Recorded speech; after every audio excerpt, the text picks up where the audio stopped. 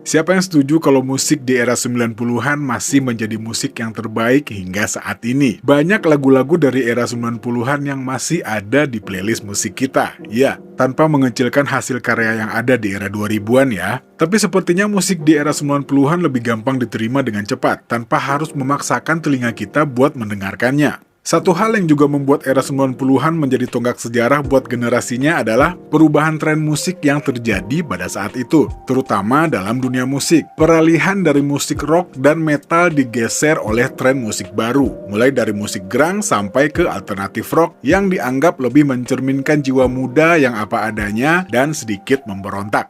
Beberapa album yang akan kita bahas berikut ini dianggap sebagai album yang membawa perubahan dalam peta musik dunia. Yuk, mari kita jajal.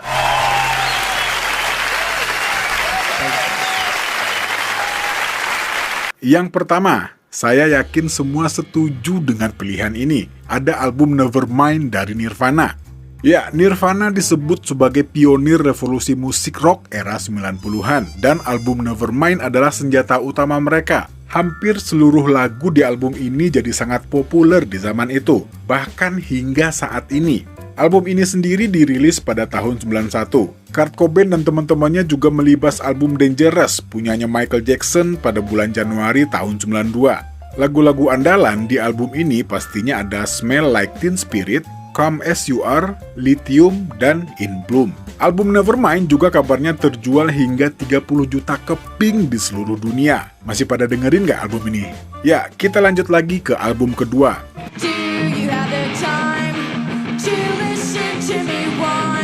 Ada album Dookie dari Green Day. Green Day terdiri dari 3 pemuda punk asal California yang menamakan dirinya Green Day pada tanggal 1 Februari tahun 1994. Mereka merilis sebuah album fenomenal yang berjudul Dookie. Album ketiga Green Day ini tercatat di peringkat 193 daftar The 500 Greatest Album of All Time. Komposisi lagu di album ini memang sangat menggambarkan cerita kehidupan pada saat itu. Salah satunya adalah Basket Case yang sangat identik dengan era 90-an. Ada lagi lagu Longview, When I Came Around, atau Welcome to Paradise. Dan dengan album Dookie ini, mereka meraih penghargaan Grammy Award The Best Alternative Music Album di tahun 1995. Setuju nggak? Kalau album ini adalah, ya boleh dibilang, salah satu album terbaik pada zaman itu. Merubah dunia seakan-akan jadi lebih indah. Oke, kita lanjut. Album selanjutnya ada album Foo Fighters dari band ya, Foo Fighters juga. Mungkin sebagian dari kita pernah mendengar cerita bagaimana perjuangan Dave Grohl buat bangkit dan kembali ke dunia musik setelah ditinggal vokalis sekaligus sahabatnya Kurt Cobain. Setelah kesuksesan besar Nirvana dan kematian Cobain, Dave Grohl sepertinya menjadi satu-satunya harapan fans Nirvana untuk mendapatkan musik yang tak kalah berkualitas. Setelah melalui masa-masa berat dan tekanan mental yang dihadapinya, ya, buat yang penasaran silahkan simak video saya yang bercerita tentang Dave Grohl dan bagaimana Foo Fighters dibentuk. Promosi dikit nih. Oke, lanjut. Dia akhirnya membentuk Foo Fighters dan merilis album dengan nama yang sama. Ya, Foo Fighters. Tapi, jangan harap mendengarkan musik yang mirip dengan Nirvana di album ini. Dave Grohl punya gaya sendiri yang ingin ia tampilkan. Dan hasilnya silahkan dengerin album ini. Di situ ada lagu I'll Stick Around, Big Me, For All the Cows, Winnie Beanie, dan lain-lain. Ya, setuju nggak kalau album ini buat mengobati kerinduan fans-fansnya Nirvana? Ya, kalau saya sih, ya gimana ya? Ya oke lah, kita lanjut aja ya.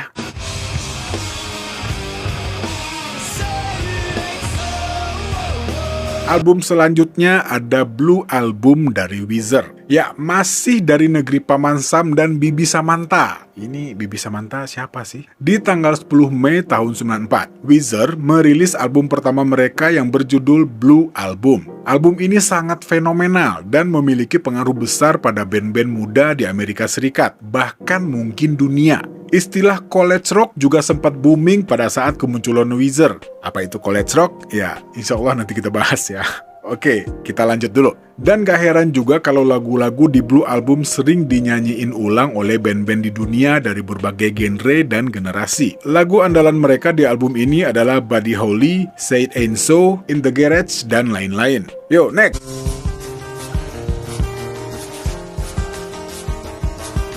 selanjutnya mari kita pindah ke albumnya Radiohead yang berjudul OK Computer. Kalau ditanya lagu Radiohead mana yang paling terkenal, ya mungkin sebagian orang akan menjawab lagu Creep. Tapi kalau ditanya album Radiohead paling fenomenal, ya sepertinya OK Computer akan menjadi jawabannya. Ya lagu kayak Karma Police, No Surprises, Paranoid Android, dan single-single favorit lainnya ada di album ini.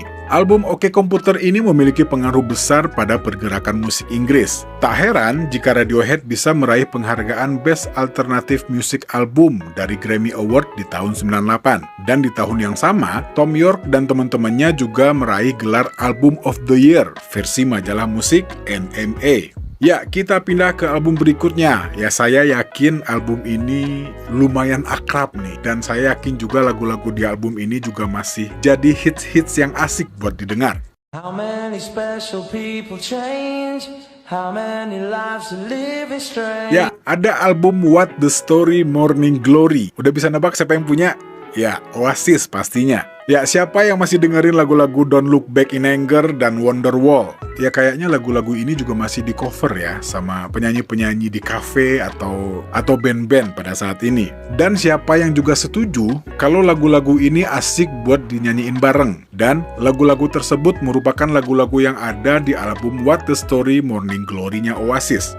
Gak heran kalau album ini adalah puncak kejayaan Oasis. Liam, Noel, dan kawan-kawannya sukses menciptakan lagu-lagu legendaris di album ini. Sukses ini menjadi lengkap dan membanggakan setelah Liam dan kawan-kawannya meraih titel Brit Awards untuk kategori Best British Album di tahun 96. Bahkan pada tahun 2010, album ini meraih gelar Best British Album sepanjang 30 tahun terakhir. Dan pada tahun 2010 juga, album ini sudah terjual lebih dari 22 juta keping di seluruh dunia. Tapi sayangnya ya bandnya ya gitu deh.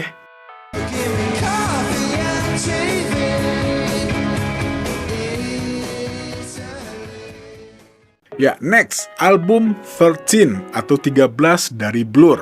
Sepertinya band-band Inggris mempunyai daya tarik tersendiri, dan Blur salah satunya. Sedikit informasi kalau Blur dan Oasis adalah rival di Inggris sana. Sebelum dua pentolannya, Noel Gallagher dan Damon Albarn akhirnya berdamai. Dan layaknya Oasis, Blur juga mempunyai sejumlah album yang disukai penikmat musik di era 90-an. Tapi kalau boleh memilih, sepertinya album 13 adalah yang paling fenomenal. Album ini dirilis pada tanggal 15 Maret tahun 99. Lagu-lagu hits mereka yang berjudul Tender, Coffee and TV, dan No Distance Left to Run ada di album ini. Album ini adalah salah satu puncak kejayaan Blur. Berkat album ini juga, Damon Albarn dan kawan-kawan meraih gelar Best Album versi NME pada tahun 2000. Dan album berikutnya ada Tragic Kingdom. Ya, saya yakin udah bisa ditebak siapa bandnya. Yap, No Doubt. Gwen Stefani dan kawan-kawannya tiba-tiba waktu itu jadi sering mondar-mandir di channel MTV. Dan Don't Speak pun tanpa sadar nempel di kepala. Dan album yang memuat lagu ini terjual hingga 16 juta keping di seluruh dunia. Dan merupakan bukti bagaimana dahsyatnya album Tragic Kingdom milik No Doubt ini. Album ini menempati peringkat ke-441 pada 500 Greatest Album of All Time, versi majalah Rolling Stone. Saya yakin remaja-remaja era 90-an pastinya akan selalu ingat dengan single-single dari album ini. Ya, selain Don't Speak, ada Spiderweb, Sunday Morning, dan Just a Girl. Ya, kita lanjut ke album selanjutnya.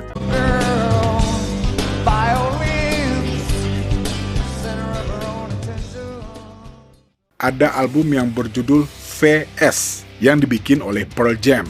Kalau kita ngomongin Seattle dan grunge, rata-rata ya Nirvana yang muncul di kepala, apalagi di era 90-an. Namun sebenarnya, bukan hanya Nirvana band asal Seattle saat itu. Satu lagi band yang bernama Pearl Jam juga memiliki peran sangat besar dalam mengharumkan nama Seattle Sound. Dan album Pearl Jam paling fenomenal di era 90-an adalah VS, alias Versus mungkin ya, yang dirilis pada tahun 93. Dunia mengakuinya, terbukti dengan single Daughter menjadi nominasi untuk Best Rock Performance by a Duo or Group with Vocal. Sedangkan lagu Go dinominasikan untuk Best Hard Rock Performance. Album VS sendiri dinominasikan untuk Best Rock Album. Single-single fenomenal di album ini ada lagu Go, ada Doctor, ada Animal, yang sangat akrab di telinga para penggemar musik dunia, termasuk juga di Indonesia. Tak heran kalau lagu-lagu ini menjadi lagu wajib festival musik di sekolah-sekolah dan kampus pada saat itu.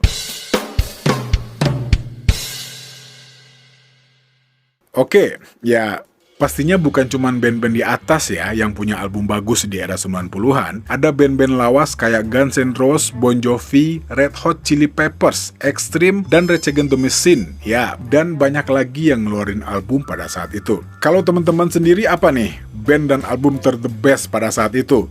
Yuk kita diskusi dan kenalan di kolom komentar. Dan ya videonya udah cukup panjang. Saya mengucapkan terima kasih yang udah pada nonton. Kita bertemu lagi di video selanjutnya. Saya Al pamit. Assalamualaikum warahmatullahi wabarakatuh.